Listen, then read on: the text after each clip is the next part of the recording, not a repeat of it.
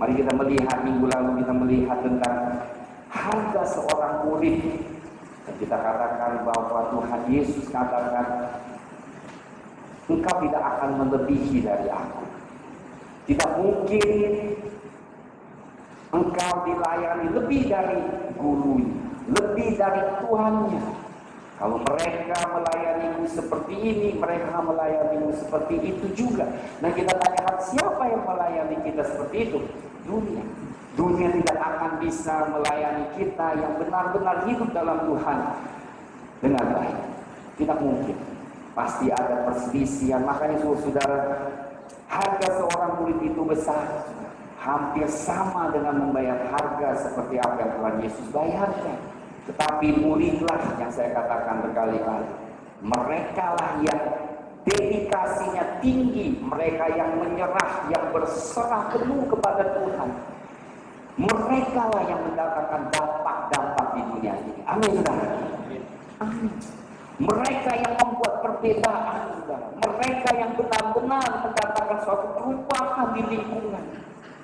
Karena kehidupan mereka yang sungguh-sungguh. Karena mereka izinkan Tuhan Yesus bekerja di dalam hidup mereka. Kita melihat, saudara, minggu lalu kita telah melihat 3 hal, 3 dimensi yang umat Tuhan harus hadapi. Semuanya Tuhan sudah beri senjata. Menghadapi setan, Tuhan sudah kalahkan di atas kayu salib. Menghadapi dunia, Tuhan sudah berikan supaya kita cinta Tuhan lebih dari segalanya. Dan menghadapi kedagingan, kita memiliki Roh Kudus tinggal di dalam kita. Amin, saudara. Nah, hari ini kita akan melihat ayat berikutnya, saudara. Mari kita melihat di Matius pasal 10, saudara. Kita lanjutkan ayatnya. Matius ayat 10, pasal 10 ayat 24. Kita lihat ayat 27 sampai ayat 28. Kita baca bersama, saudara. Yang kedua, poin kedua hari ini adalah sebagai penyambung lidah. Katakan, penyambung lidah. Ayat 27 sampai ayat 28. Apa yang kukatakan kepadamu dalam gelap, katakanlah itu dalam terang. Dan apa yang dibisikkan ke telingamu, beritakanlah itu dari atas atap rumah. Ayat 28. Dan janganlah kamu takut kepada mereka yang dapat membunuh tubuh, tapi yang tidak berkuasa membunuh jiwa. Takutlah terutama kepada Dia yang berkuasa membinasakan baik jiwa maupun tubuh di dalam neraka. Mari kita berdoa. Bapa Surgawi, kami mengucap syukur pada pagi hari ini. Kami doa Tuhan, firman-Mu itu akan berbicara kepada hati kami, sehingga membuat kami lebih lagi sungguh-sungguh mengikuti-Mu, menjadi murid-murid-Mu Tuhan, pengikut yang setia, yang sungguh-sungguh berkenan di mata-Mu Tuhan.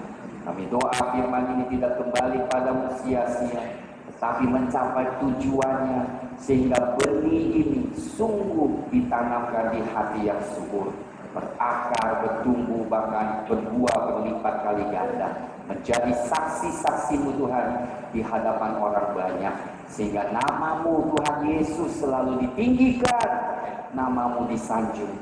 Terima kasih Bapa Surgawi, berkati di dalam nama Tuhan Yesus Kristus. Di sini dikatakan, saudara, firman Tuhan yang kita katakan, kalau kita sebagai murid, kita harus berani mengatakan apa yang Tuhan bicara kepada hati kita. Dikatakan pada saat gelap, suara Tuhan itu hanya bisik.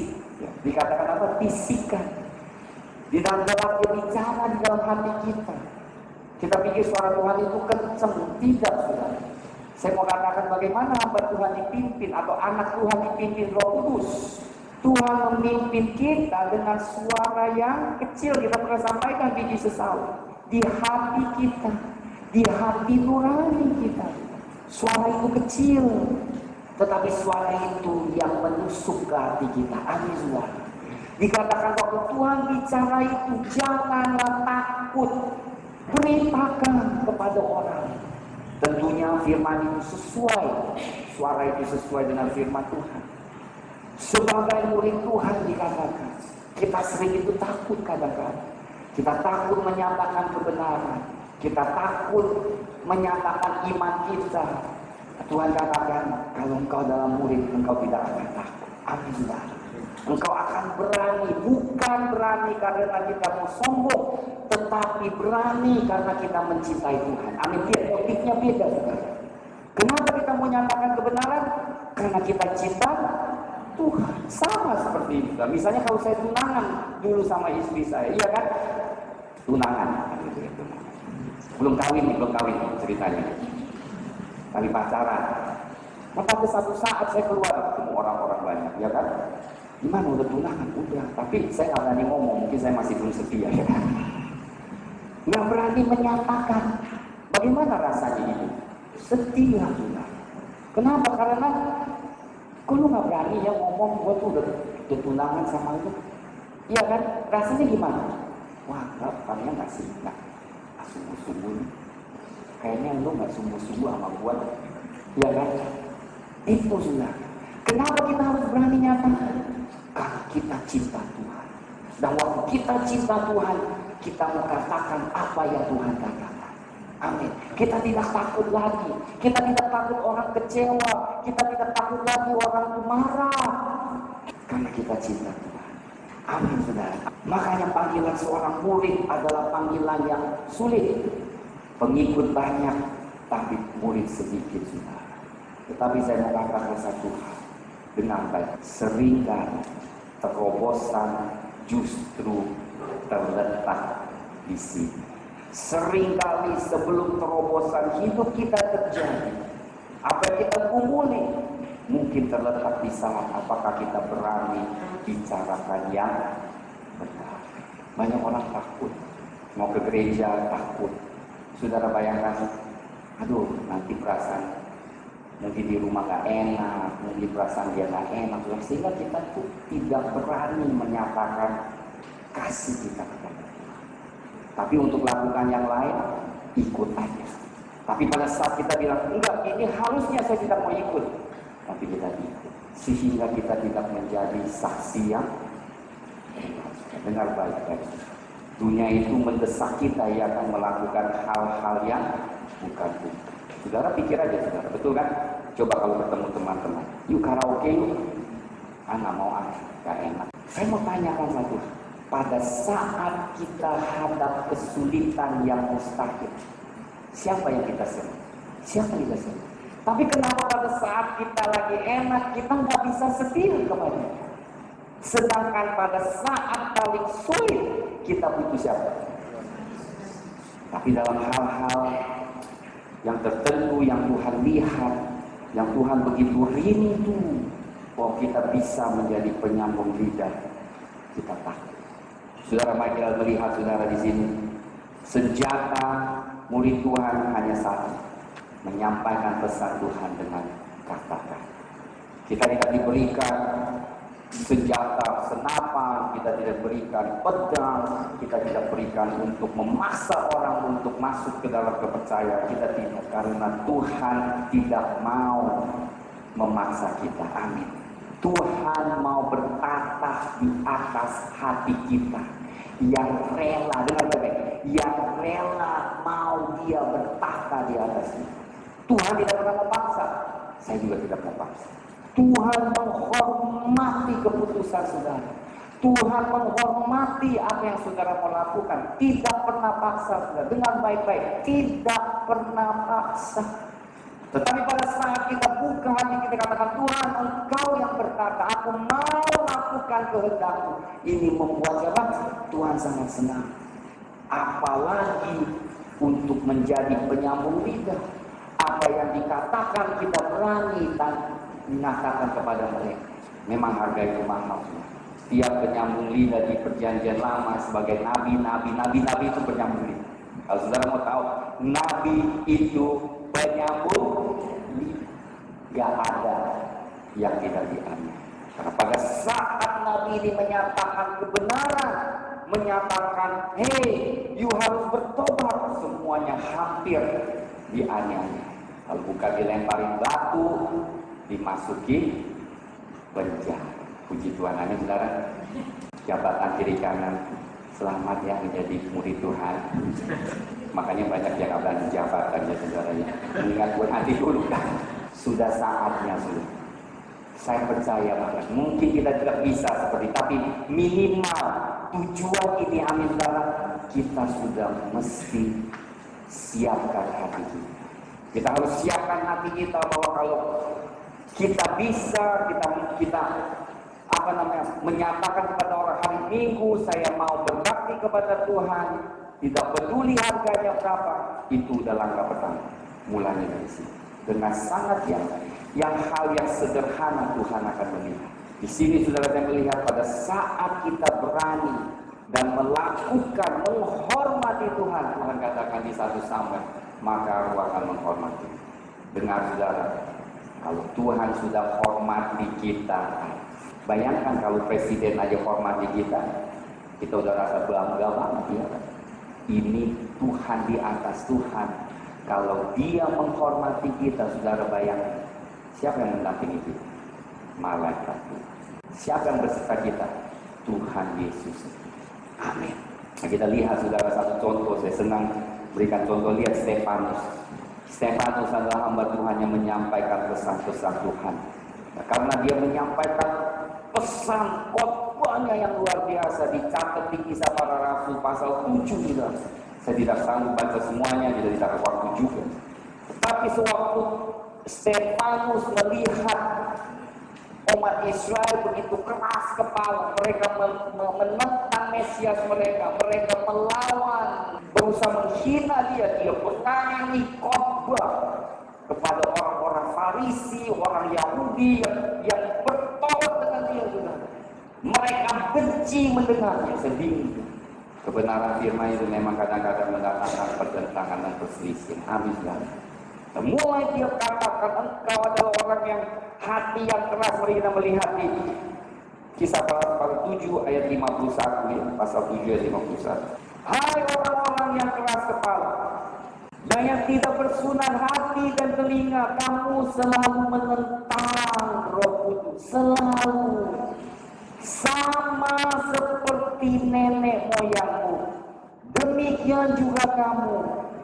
Ayat 52 ini menurut suatu kebenaran. Dia katakan, siapa nabi-nabi yang tidak dianiaya oleh nenek moyang? Bahkan mereka membunuh orang-orang yang lebih dahulu memberitakan tentang kedatangan orang benar, yang sekarang telah kamu khianati dan kamu bunuh. Maaf kalau kita melihat firman Tuhan di perjanjian, apa yang disampaikan bukan Tuhan berkati, Tuhan mempunyai rencana yang indah, berkati ya, amin, amin, amin, amin, semuanya senang. Ya memang saya juga senang segitu sih.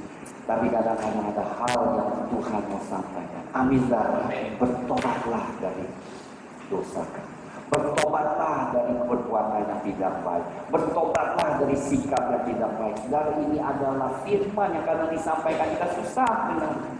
Janganlah berjudi lagi, janganlah berzina lagi. Itu adalah dosa. Kata-kata ini gak enak. Tapi Stefanus lakukan dengan setia sebagai penyambung lidah. Apa yang terjadi, saudara? Lihat ayat berikutnya, saudara. Ketika ayat 54, anggota-anggota mahkamah ada orang-orang yang mengerti firman, yang mengerti Taurat, yang seharusnya mengenal Tuhan Yesus. Mendengar semuanya itu sangat tertusuk hati mereka. Maka mereka menyambut dengan gertakan gigi. Itu orang marah sampai giginya bisa gertakan. Apa kalian nggak sih seperti itu? Saya aja nggak bisa nggak begitu. Marahnya sampai giginya gini. Ada nggak sih ya? Di sini nggak ada, di rumah mungkin ada. Gigi sampai gertak, marahnya bukan main, saudara. Kalau yang gigi palsu pasti copot. Saking marahnya, saudara, gertak gigi. Kemudian apa? Diseret Stefan. Dia menjadi murid Tuhan Yesus yang pertama mati saya. Dilempar batu juga. Kita lihat ayat berikutnya. Ayat 59. Sedang mereka melemparinya, Stefanus berdoa. Ya kan? Ya Tuhan, Yesus terimalah rohku. Dan kemudian dia meninggal. Dibunuh. Kenapa dibunuh? Gara-gara menjadi penyambung. Gara-gara menyatakan kebenaran. Gara-gara dia menyatakan kondisi hati orang-orang itu. Agama tidak selamatkan kita. Amin. Sudah dengar baik-baik. Agama tidak selamatkan kita. Tidak menyelamatkan kita. Tuhan Yesus menyelamatkan. Justru sekali yang saya lihat, roh agama itu yang menganiaya pekerjaan Roh Kudus. Barusan seorang hamba Tuhan katakan, yang menganiayai gereja Tuhan yang benar adalah roh-roh agama, roh-roh Farisi, Saduki, yang mereka tidak kenal Tuhan sebagai, tidak ada hubungan pribadi dengan Tuhan. Mereka yang senantiasa selalu menganiaya. Menjadi penyambung lidah sebagai murid Tuhan adalah harga yang kadang besar, saudara. Tuhan sebelumnya sudah beritahukan terdahulu. Dia katakan, dengar murid-muridku, kalau engkau mau menjadi murid, yang pertama, dunia tidak akan melayanimu lebih baik dari saya. Kedua, apa yang kau dengar di gelap, apa yang kau dengar dibisikkan di telingamu yang kecil, engkau harus berani ucapkan itu. Di umum, menyebarkan dan jangan takut. Berani menyatakan kebenaran. Itu Tuhan katakan syarat menjadi murid Tuhan Yesus. Ada satu hal yang saya senang, saudara. Mari kita melihat. Saya mau beri satu contoh yang saya senang sekali. Ada dua lagi. Kita melihat Nabi Mika di satu raja-raja. Ini nabi favorit saya. Nabi favorit saya. Saya senang, dia sangat humor, saudara. Satu raja-raja pasal 22. Ada cerita, saudara, kita melihat ayat 2, kita baca mulai ayat 2. Pada tahun yang ketiga, pergilah Yosafat raja Yehuda kepada raja Israel. Berkatalah raja Israel kepada pegawai-pegawainya, tahukah kamu bahwa Ramot Gilead sebenarnya milik kita? Tapi kita tinggal diam saja dan tidak merebutnya dari tangan raja negeri Aram. Lalu katanya kepada Yosafat, maukah engkau pergi bersama-sama aku untuk memerangi Ramot Gilead? Jawab Yosafat kepada raja Israel, kita sama-sama. Aku dan engkau, rakyatku dan rakyatmu, kudaku dan kudamu. Kita tahu, saudara, Raja Yosafat adalah raja yang saleh, tetapi dia bergaul dengan Raja Ahab, dan ini adalah anak dari Raja Ahab yang jahat, saudara. Kita pernah sampaikan di kelas pemuritan, ini adalah satu kelemahan Yosafat. Dia benar, tetapi dia sedang bergaul dengan orang yang tidak benar. Dan apa konsekuensinya kita akan melihat di sini. Makanya, saudara, pergaulan kita itu penting. Amin, saudara, katakan penting. Heran, saudara. Banyak dari kita mungkin saleh, cinta Tuhan, tetapi cenderung suka bergaul dengan orang yang kadang tidak benar, yang tidak percaya kepada Tuhan, menjadi dekat sekali. Dan pasti ada dampak di dalam kehidupan kita, saudara. Pasti ada dampak. Nah, ini salah satu dampak di atas Yosafat. Waktu diajak perang, Yosafat ikut aja. Gak tanya Tuhan juga. Dipengaruhi oleh orang karena besannya, ya, saudara. Iya aja itu tanpa lagi tanya Tuhan. Nah, itu yang saya katakan, kadang-kadang kita nggak ada pendirian lagi, saudara.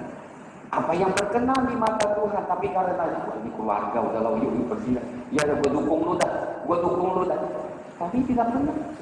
Pada saat ini sudah lihat, lucu sekali, saudara, ayat 6. Ayat 5, Yosafat berkata kepada Raja Israel, baiklah, tanya dahulu firman Tuhan. Tanya dulu ini kehendak Tuhan atau bukan. Karena dia raja yang takut akan Tuhan. Dia mau cari apakah ini dari Tuhan. Ini luar biasa, saudara. Kalau kita bisa lakukan itu luar biasa. Dia tanya dulu.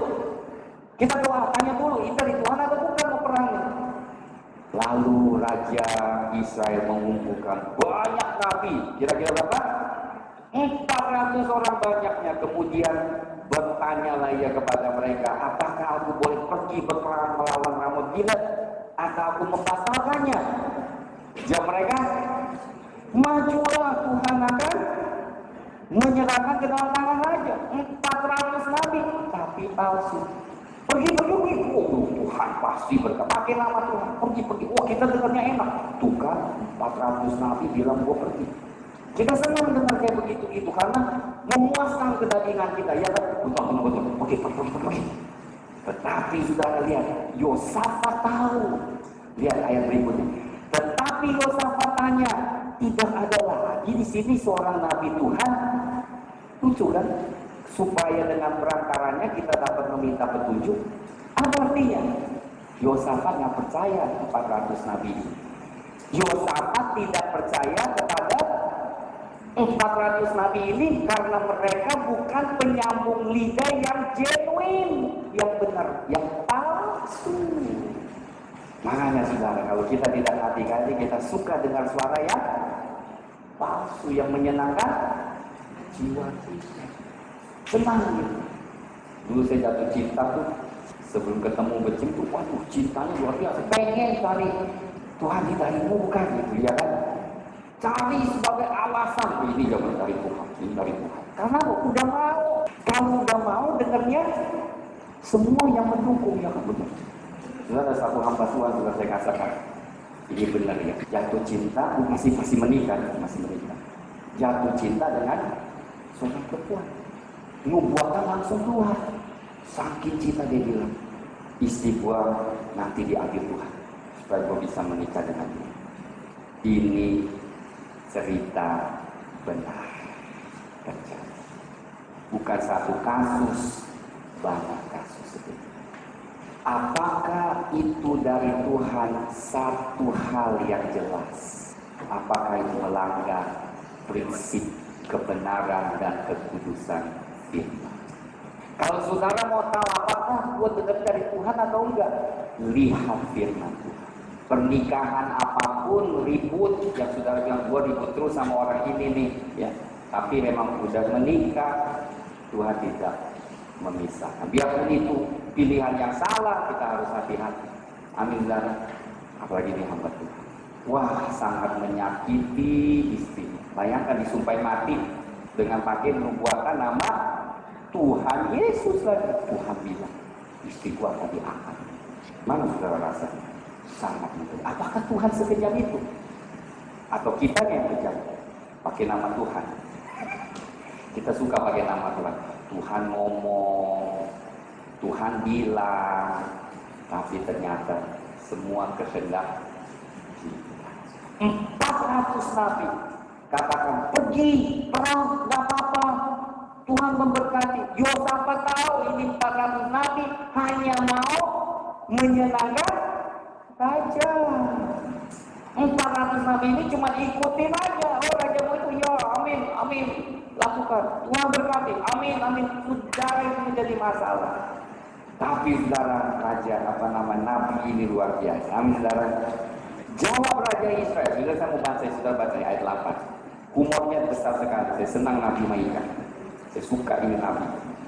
Masih ada seorang lagi katanya, yang dengan perantaranya dapat diminta petunjuk Tuhan. Tetapi aku benci dia. Kenapa benci? Sebab dia tidak pernah menubuatkan yang baik tentang aku. Selalu dimalapetaka. Orang itu ialah Mika bin Zimlah, kata Yosafat. Jangan raja berkata demikian. Ada tuh satu nabi itu. Gua tuh kalau lihat dia tuh udah kesel banget. Kenapa? Habis ngomongnya tuh malah petaka aja nubuatan. Gua nggak pernah nubuatan yang baik. Dia benci kebenaran, kadang-kadang menegur kita. Ya bagaimana membuatkan yang baik? Raja itu nggak pernah membuat baik, ya kan? Kalau raja itu nggak pernah buat, bagaimana nabi itu bisa katakan puji Tuhan engkau baik? Nggak bisa, saudara. Melanggar hati nuraninya. Dia katakan silakan kau malah ketika dia marah, saudara. Ada tuh nabi itu namanya tuh si Mika. Gua udah kesel sama dia. Yosafat bilang, Yosafat tahu ini adalah nabi yang benar. Apa yang suruh? Lihat nih saudara. Kemudian Raja Israel memanggilnya. Jemput Mika bin Yimea dengan segera, ayat 9.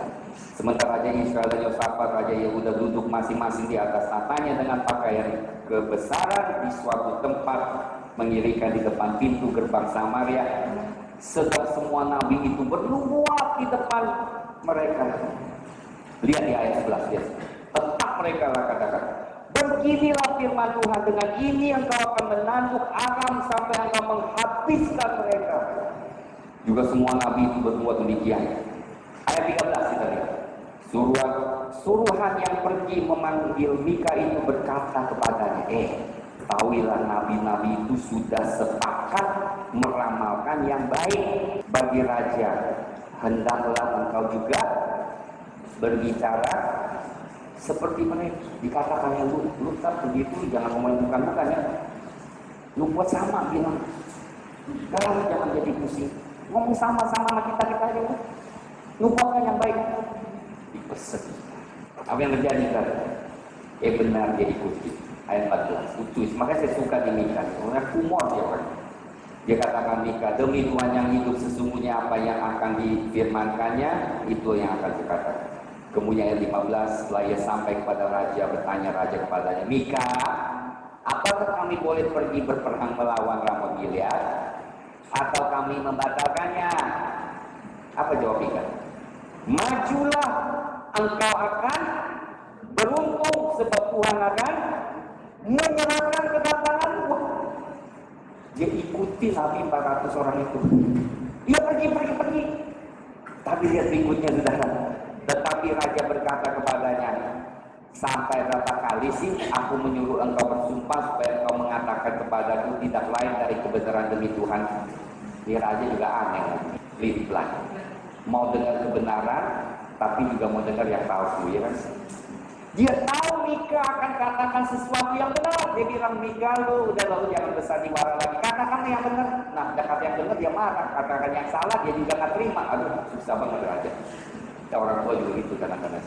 Mau anak jujur, udah jujur kita marah, kita pukulin. Raja ini kadang seperti kita. Mau dengar yang benar, tapi juga kesel dengan yang benar. Karena kedagingan kita mau yang enak-enak. Sudah dengar baik-baik. Ini keadaan. Mau dengar yang baik, tapi juga mau dengar yang salah. Akhirnya Mika katakan yang benar. Dia bilang begini ya, luar biasa. Penyambung lidah itu luar biasa. Dia lihat, Tuhan kasih tunjuk. Kulihat seluruh Israel bercerai-berai di gunung-gunung seperti domba-domba yang tidak mempunyai gembala. Sebab itu Tuhan berfirman, mereka ini tidak punya Tuhan. Baiklah masing-masing pulang ke rumah dengan selamat. Udah, kalau lu mau tahu yang benar, lu jangan pergi. Pasti lu dibunuh. Karena domba itu akan hilang kembali. Berarti raja akan dibunuh. Ayat 18. Raja Israel berkata, Yosafat, tuh kan, udah bilang kan, dia tuh nggak pernah membuatkan yang baik, malah petaka lagi kan, jangan kan. Ini raja paling antik di dunia, nabinya juga antik, raja juga antik. Saya kalau ada Mika saya senang banget tuh, segitu lucu Tuhan. Maka saya bilang itulah nabi favorit saya. Setiap kali saya baca, saya bisa ketawa geli sendiri. Dia bilang ya pergi, raja bilang. Udah kasih tahu lu berapa kali mesti kita yang benar ya. Sekarang lu mau tahu yang benar, gua kasih tahu. Kalau lu pergi, lu akan mati. Apa yang terjadi? Mereka tetap pergi. Lihat, saya heran. Dia tahu nubuatan Mika adalah nubuatan yang benar dan tepat, tetapi dia tidak tepat. Dia pergi, kemudian raja dan pertama-tama Raja Yosafat hampir dibunuh. Dia tidak ada firman. Ayat 29. Sesudah itu majulah Raja Israel dengan Yosafat, Raja Yehuda ke Ramot Gilead. Ayat 30. Raja Israel berkata kepada Yosafat, aku akan menyamar dan masuk pertempuran, tetapi engkau pakailah pakaian kebesaranmu. Lalu menyamarlah Raja Israel, kemudian masuk ke pertempuran. Lihat ya, begitu liciknya ini Raja Israel, begitu jahat dan liciknya. Maka saudara, kalau kita orang yang benar bertemu dengan orang yang tidak benar, orang tidak benar itu selalu memanfaatkan itu. Saya mau saudara dengar baik-baik. Tuhan berikan kita roh untuk membedakan. Amin saudara. Kita harus hati-hati bergaul. Kalau kita mau lihat berkat Tuhan, amin saudara, dan penyertaan Tuhan, hati-hati sekali. Apa yang terjadi? Lihat. Raja Israel suruh Raja Yosafat, lu pakai jubah raja perang. Gua tapi enggak, menjahat. Karena waktu perang mereka pasti mau mencari raja. Pasti yang pertama mau dibunuh raja. Yosafat saking sorry maaf begonya, dia raja yang saleh, yang cinta Tuhan, dia ikuti nasihat Israel pakai. Apa yang terjadi? Lihat. Adapun Raja Negeri Aram telah memberi perintah kepada para panglima pasukan tentaranya 32 orang, banyak demikian, jangan kamu berperang melawan sembarang orang, hanya melawan Raja Israel. Karena hanya satu raja yang pakai jubah. Ayat 32, segera sesudah para panglima pasukan kereta itu melihat Yosafat, mereka katakan itu pasti Raja Israel. Lalu majulah mereka untuk menyerang dia, tetapi Yosafat berteriak. Segera sesudah para panglima pasukan kereta itu melihat bahwa dia bukan Raja Israel, maka undurlah mereka dari rajanya. Lihat ayat 34, tetapi seorang menarik panahnya dan menembak dengan sembarangan saja mengenai Raja Israel di antara sambungan baju zirahnya, kemudian dia jatuh. Gak lama lagi dia meninggal. Berita ini mengajarkan sesuatu. Tuhan tetap melindungi umatnya yang dia kasih. Amin. Meskipun raja itu begitu jahat, raja itu merencanakan sesuatu, pikir dia bisa sembunyikan dirinya dan berperang. Dia sodorkan Raja Yosafat di depan supaya melawan musuh. Tetapi saudara, akhirnya ada seorang yang panah sembarangan katanya. Siapa yang pimpin itu panah? Tuhan. Dan kena Raja Israel. Nubuatan bisa dikenal. Dahsyat gak? Saudara, kalau kita mengikuti perintah Tuhan, meskipun pada mulanya kita katakan sesuatu yang benar mungkin tidak bisa diterima, tetapi pada akhirnya Tuhan sendiri yang akan membuktikan perkataan kita. Poin yang ketiga, kita kembali di pasal 10 Matius 32. Tidak malu menjadi muridku. Setiap orang yang mengakui aku di depan manusia, aku juga akan mengakui di depan Bapakku yang di surga. 3, saudara, menjadi murid Tuhan itu tidak takut tantangan. Mengakuinya, mengakui Tuhan Yesus dan menyebar. Sudah terjadi suatu gempaan firman Tuhan di Kisah Para Rasul pasal 19 sampai semua di Asia mendengarkan firman Tuhan itu. Kenapa saudara? Karena murid-murid Tuhan Yesus berani menyebar, berani menyatakan Yesus kepada orang-orang. Sampai saudara pada saat itu tidak ada internet, tidak ada apa-apa, mereka hanya pakai mulut, sebarkan. Kita semua kalau menjadi pengikut Tuhan, kita harus berani. Saudara, saya mau katakan sesuatu hal yang luar biasa. Pertolongan Tuhan, pembelaan Tuhan justru terjadi pada saat kita tidak malu menyatakan Tuhan. Amin, saudara. Dengar baik-baik. Amin, saudara. Amin. Bukan terbalik, bukan kita katakan gue lihat buktinya dulu toh, baru gue nyatakan. Terbalik. Tuhan mau kita nyatakan dulu, baru Tuhan yang buktikan itu iman. Gampang dong kalau lihat bukti dulu, mas, semua orang juga bisa. Tapi justru iman adalah dasar dari segala sesuatu yang tidak dilihat. Nyatakan dulu, buktinya datang. Nyatakan dulu, Tuhan baru membela. Luar biasa. Tuhan mau kita pergi, Tuhan mau kita menyatakan, Tuhan mau kita tidak malu menyatakan, maka Dia akan menyatakan, membuktikan firman-Nya juga dan amin.